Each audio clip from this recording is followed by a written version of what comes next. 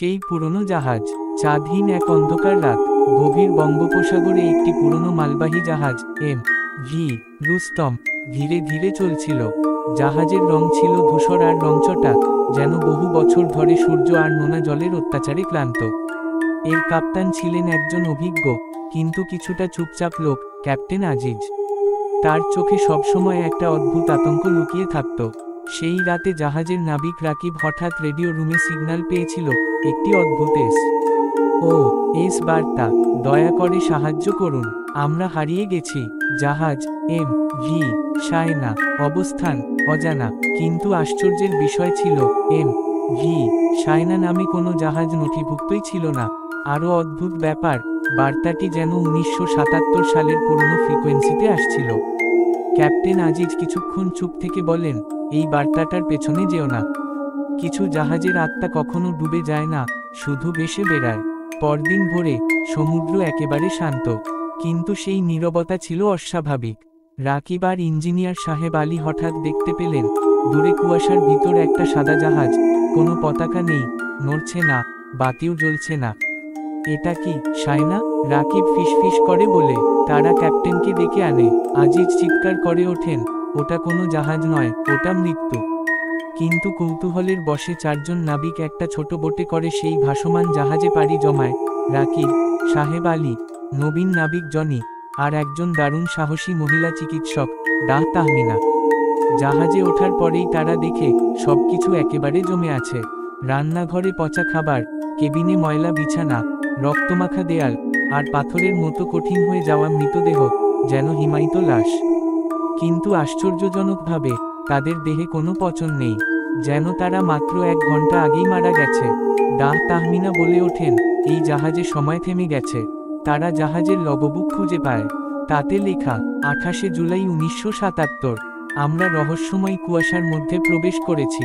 Crew একে একে উন্মাদ হয়ে যাচ্ছে, কেউ কেউ অদৃশ্য হয়ে গেছে। ক্যাপ্টেন আত্মহত্যা করেছেন। আমরা এই জাহাজ থেকে বেরোতে পারছি না। শায়না এখন আমাদের কবর। এই পরে জনি হঠাৎ কাঁপতে কাঁপতে বলে, আমরা কি এই একই ভাগ্যের শিকার হব? ঠিক তখনই দমকা বাতাস, দরজা আপনা আপনি বন্ধ, আর একজোড়া ভিজে পায়ের ছাপ দেখা গেল ডেকের উপর, কিন্তু কেউ নেই। সাহেব আলী দরজা খুলে দৌড় দেয়, আর তারপর থেকে কেউ আর তাকে খুঁজে পায়নি। রাকিব আর ডাহ তাহমিনা দৌড়ে ছোট বোটে ফেরার চেষ্টা করে, কিন্তু ছোট বোটটাই নিখোঁজ। আশেপাশে শুধু কুয়াশা আর অদ্ভুত গর্জন। জাহাজটা আমাদের ধরে ফেলেছে, ফিসফিস করে রাকিব। তারা ফিরে আসে কন্ট্রোল রুমে, দেখে যে জায়গায় ক্যাপ্টেনের মৃতদেহ ছিল সেটা খালি। হঠাৎ পেছনে থেকে একটা কর্কশ কণ্ঠস্বর বলে ওঠে।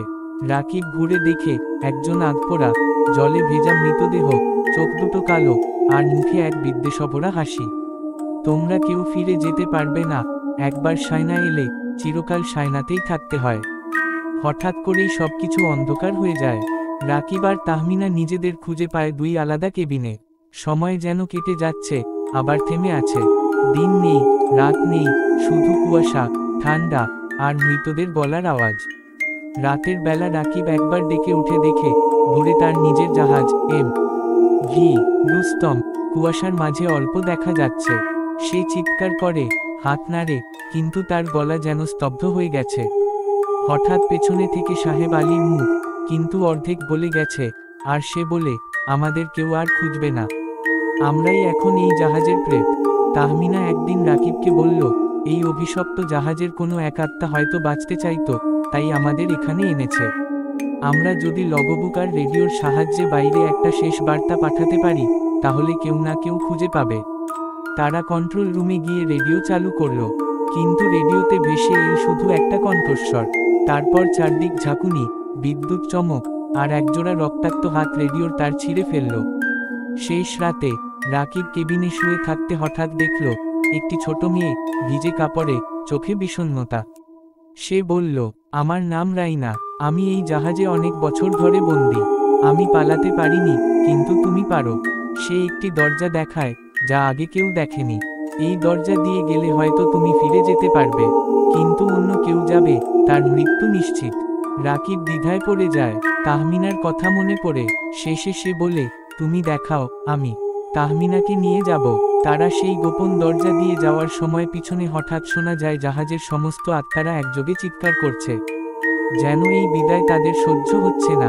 তারা ছুটে যায়, দরজার ভিতর আলো, আর তারপর অন্ধকার। পরদিন সকালে এম.ভি.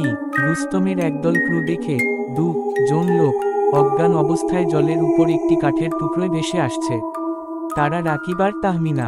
ক্যাপ্টেন আজিজ বললেন, ওরা ফিরে এসেছে, কিন্তু কিভাবে? তারা জ্ঞান ফিরে পেলে বলে, শায়না ডুবে যায়নি, সে আজও ভেসে বেড়ায় আর খুঁজে ফেরে পরবর্তী যাত্রী।